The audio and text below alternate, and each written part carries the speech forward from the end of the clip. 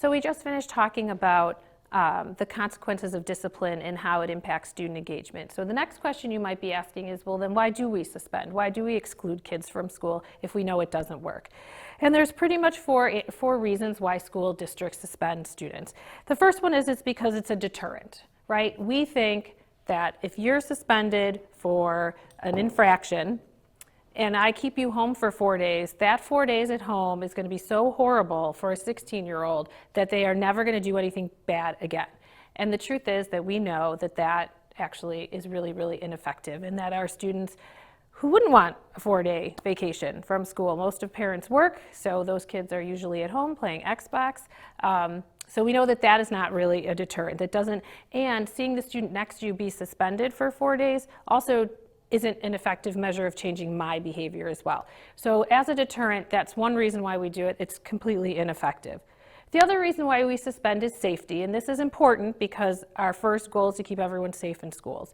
So there are some zero tolerance type of policies that exist in each state. One of them probably is weapons, the other is selling of drugs, depending on the quantity. So sometimes we suspend kids from school for safety purposes, right? We need to make sure that people feel safe.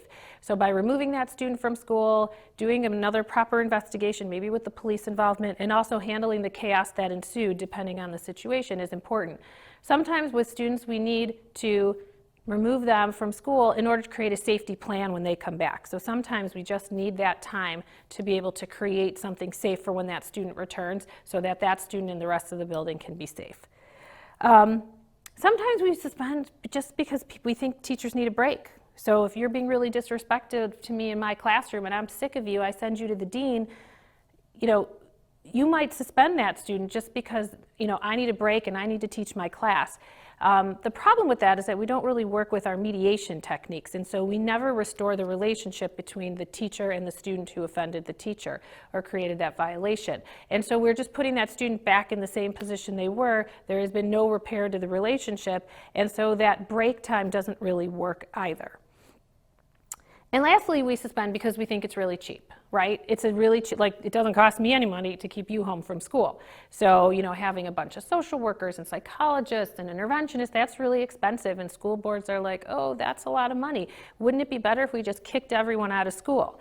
The truth is no, actually, it's a very, very expensive cost of suspension, not only in time and money and energy for going through the legal process of suspending and expelling kids appropriately, but also we know that kids who are not engaged in school, so kids who are suspended, they come back to school, they've missed a lot of work, they haven't resolved any of the conflicts that got them there.